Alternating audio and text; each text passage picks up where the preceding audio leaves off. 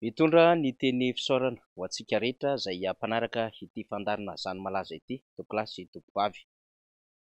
Ny fandarina izay horesahana amin'ity androany ity dia ny zava-misy eo anivon'ny orinasa JIRAMA sy ny zava-misy amin'ny fisian'ny delestazy izay mihamafy manerana Madagasikara.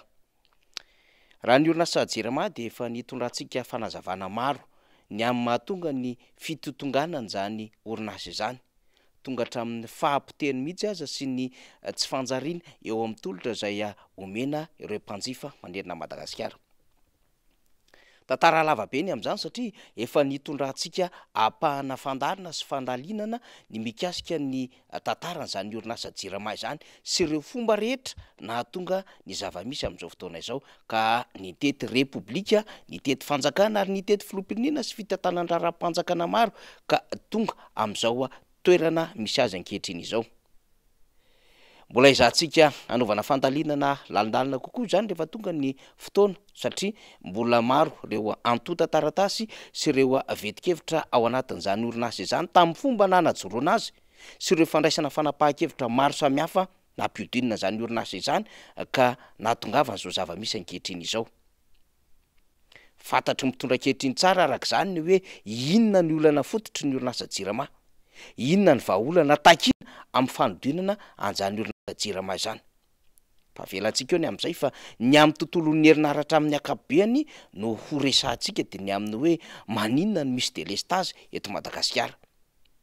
Tsy ampy ve ny herinaratra vokarin'izany orinasa JIRAMA izany na tsy ampy ve ny tetikasa ahafahana manampy ireo vokatra manosika ny herinaratra ho an'ny eto Madagasikara ho amin'ny tontolon'ny angovo amin'ny alalan'ny rano na tontolon'ny angovo amin'ny herinaratra azo avoazina izany.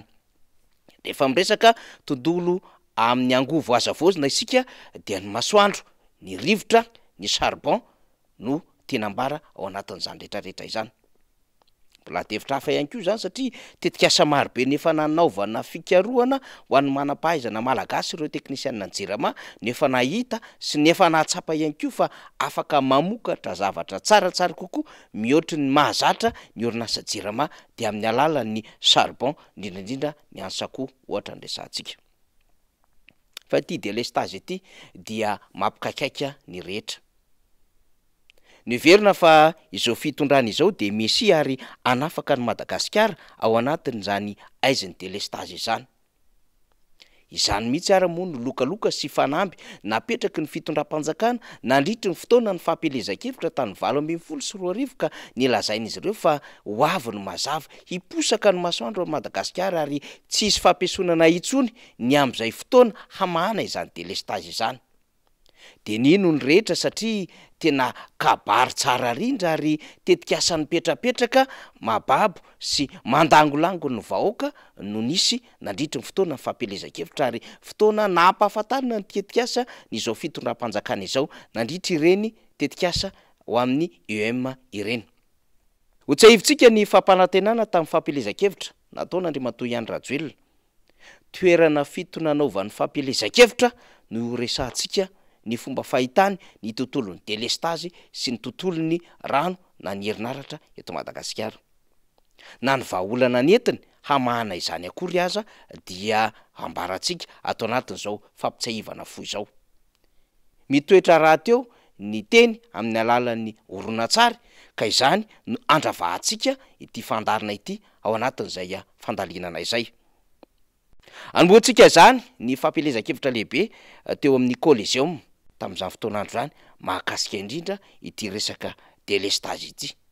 Dia hoenino isika arak'izao zava-misy fitana tsara izao nambarana tamin'izany fotoanandro izany ary ny vahaolana hoentiny manoloana ny vahoaka malagasy sy ny vahoaka n'Antananarivo izay nanatrika azy tamin'ny taona 2024. Zay teneniko antsika hoe zao, za tsy mba hanao fampanantenana pôkaty fa nilazaiko dia ty 400 mégawaty ny famokarana herinaratra vita mitondra amin'ny fandimby teto. Zay ho an'ny vahoaka 25 millions. Ndikany dia zao 540 isanjato amin'ny vahoaka malagasy fotsiny no manana herinaratra. Nefa namby apetraka Mively rano apetako amin'ny vahoaka malagasy dia ity zay asa tsy vita ny filoham-pirenena rehetra mifandimby ho vitaiko ao anatin'ny 5 taona ka 400 mégawatt vitan'izy rehetrarehetra ho vitaiko ao anatin'ny 5 taona 800 mégawatt farafahakeliny mifampiarana herinaratra ataosika eto Antananarivo sy manerana Madagasikara tokontokobary.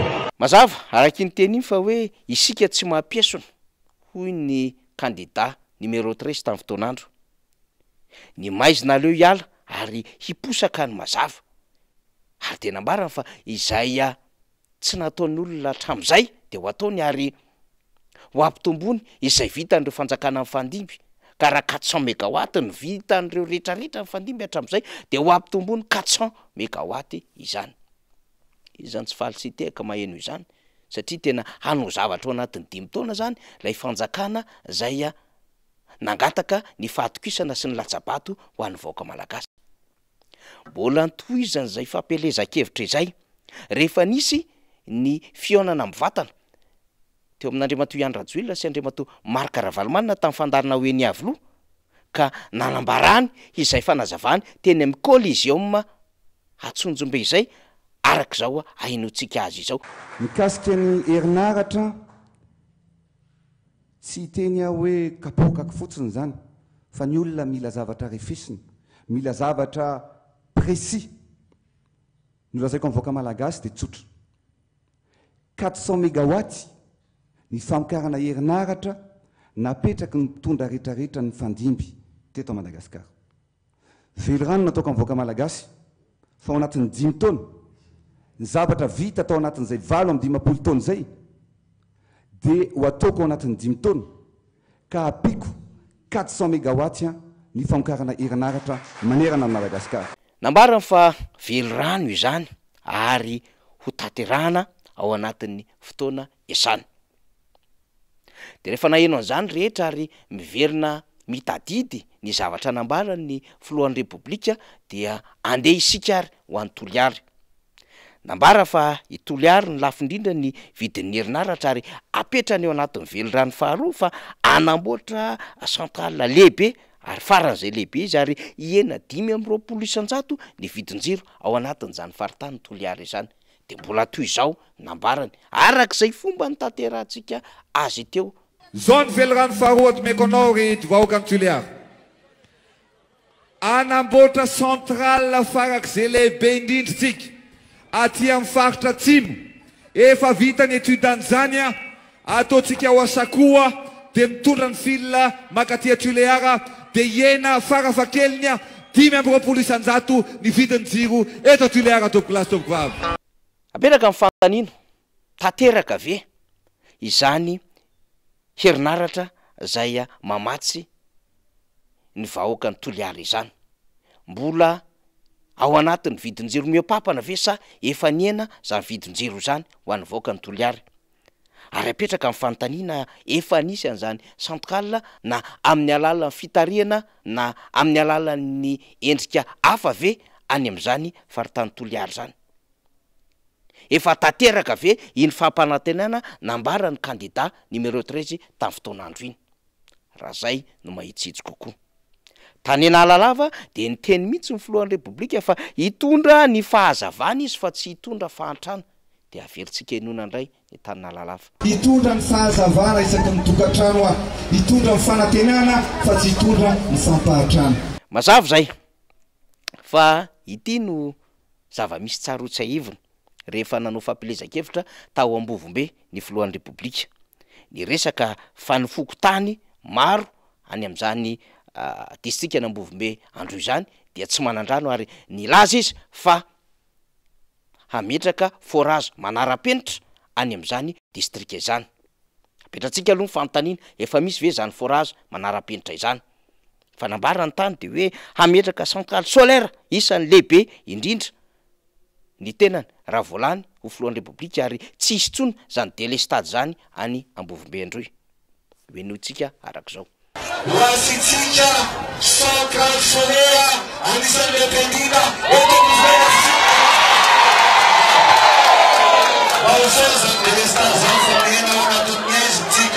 Hanoizatsika ny fampanantenana dia ny tany Mahajanga tamin'ny Mahajanga de hoe ny fahampandrosoana tsy hitantsika teto Madagasikara hatramin'izay dia ho ataontsika amin'ilay ary ho hita eto Madagasikara ary iainy an'izany ny vahoaka amin'ny Mahajanga. Sombony fotsiny ao anatin'ny segondra vitsy no alefantsika mikasika ny tany Mahajanga. Izany tenanao fa fampandrosoana tsy hita teto Madagasikara hatramin'izay dia ataontsika ao anatin'ny fotoana fohy sady milay. Amaranantsika fampanantenana nataon'ny filohan'ny Repoblika momba ity herinaratra fahazavana jiro rano ity dia ny tany Tomasina. Tany Tomasina dia lazainy ny amin'ny hoe sy tandrokitsony ny miaina ao anatin'ny aiziny Tomasina ary tena ambarana fa de hoe raha volana izy dia metraka tetikasa ho amin'ny angovo ka angovo makany amin'ny masoandro sy ny rano izany. Segondra vitsy ihany koa no anarahantsika izany fampanantenana izany.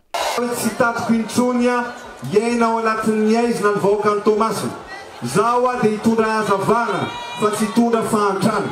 Ka zao volantsika dia ho apetratsika ny tetikasa zay mahazo mamokatra angovo na amin'ny alalan'ny masoandro na amin'ny alalan'ny rano na amin'ny alalan'ny hydraulique ho ataontsika lehibe indrindra eto Tomasina tokolasokizany. Arak'izany dia niodina ny tety an'i Madagasikara ny endriky ny fampanantenana zay nataony ny kandida larina 17 tamin'ny 2024. Nalefantsika ny teo Antananarivo, nalefantsika ny tany Toliary, nalefantsika ny tany Mahajanga, nalefantsika ny tany Tomasina, nalefantsika ny tany Analalava, nalefantsika ny tany Ambovombe Androy. Inona zava-misy amin'izao fotoana izao zay raha ny rehetra malala fa de tena miaina tanteraka na délestage ary mepotika tanteraka ny fiarikaren'ny mpandrarasy ny vahoaka malagasy ankehitriny satria ratsy ny herinaratra tonga isan-tokantrano. Ary de mihamafy ny délestage amin'izao fotoana izao ary tsy vitsy no miteny fa tsy misy tsony ny vahaolana ho an'izany délestage zany satria tena sady bankiropotra no tsy mahatosika no tsy manana vahaolana amin'izany ny orinasa Jirama. Olana efa amataonany zany ka ny verina fa isy mesy vaovao ary isy mpitondra hanana fomba fijery vaovao hitondra fanantenana hanatsarana zany tontolon'ny herinaratra zany eto Madagasikara. Kananjo tsy zay ny zava-misy fa vao maika fahampotena ary raha nanambara raha fa manome 700 mégawatt vaovao ho an'ny vahoaka malagasy ao anatin'ny fotoam-piasany ny fitondram-panjakana raha 3 taona sy tapany mbola tsy nisy izany akory raha ny zava-misy amin'izao. Aiza le 700 mégawatt nambara fa tsy vita mpitondra teo aloha no nampitombo izany fa nijanona treo. Ary raha milaza amin'ny filohan'ny Repoblika tamin'ny fitsidiana nataony tany Ambovombe ohatra rairaisitsika fa miantso ny tompon'andraikitra eo anivon'ny Jirama, miantso minisitra tompon'andraikitra izy mba hieno fa misy olana ara-délestage ao amin'izany distrika an'Ambovombe zany. Zay ho averintsika tahakan'izao ny fanazavana ny eto amin'ny filohan'ny Repoblika mba tsy hiverenantsika ao anatin'ny adevitra mitombona tsara hoe inona tokoa moa ny fampanantenana tany Ambovombe fa inona ny zava-misy ankehitriny. De hoe notsika ao anatina minitra vitsy ny zava-misy tamin'ny 17 ny volana Jona teo vao tamin'ity taona ity tany Ambovombe mikasika ny olana ny famatsiana herinaratra azany hoe ny tsy fandehanan'ny gropy tao amin'ny distrika an'Ambovombe Androy. Enotsika arak'izao. Gaga teo tonga tatia dia reko ny problema ny Jirama. Ang tena napalayo, di gaga hoe tsy misy groupe maneto ny eto fa de maty daholo ny groupe. Mino fa mareny ministra ary mareny DG Jirama ametsika foano tsy maintsy tonga groupe vaovao apetraka amin'leto ny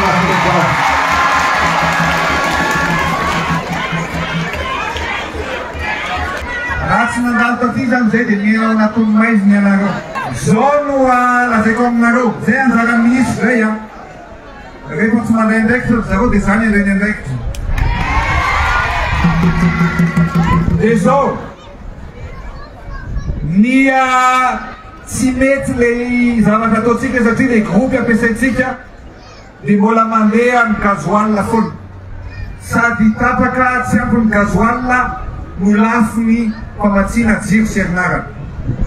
Izao ny fanambe apetrako aminareo. Ty dia raisiko manokana.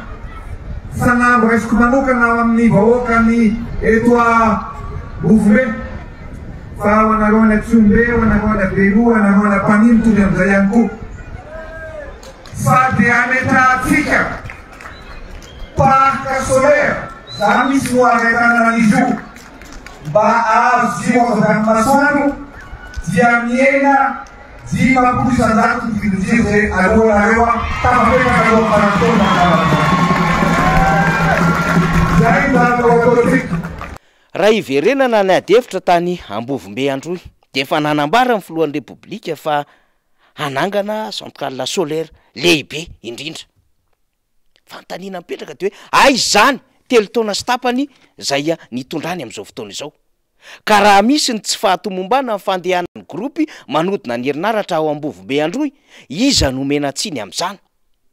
Hitsangana ho mpamme vahaolana ary handray andraikitra indray le filoham-pirenena ary milaza fa hanolotra vahaolana lehibe ary ametraka fanampy amin'ny alalan'ny parc solaire ary ampidina 10% ny vidinjiro.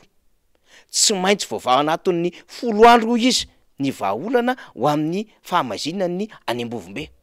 Ka raha tamin'ny 17 volana Jona no nresana izany, azo antoka amin'ny 17 volana Jona zany tsy maintsy tonga ny toerana ny fitaovana ary mandeha tsy misy fahatapahany herinaratra any Ambovombe. Milaza ho manana vahaolana indray izy, nefa efa tamin'ny taona 2024 tamin'ny fotoana fampelezan-kevitra tany Ambovombe androy, nefa milaza fa tokony hanangana an'izay centre na parc solaire izany ny tenany. Zany rehetra zany antsika ilazana fa mila mahafantatra, mila mandinika tsara ary mila mitadidy ny zavatra marina mitondra ankehitriny ny vahoaka malagasy mba tsy voafahandalitra. Averintsika ny zavatra nambarana tamin'ny 2024 tany Ambovombe androy. Hoasitsika centrale solaire anisan'ny mpandina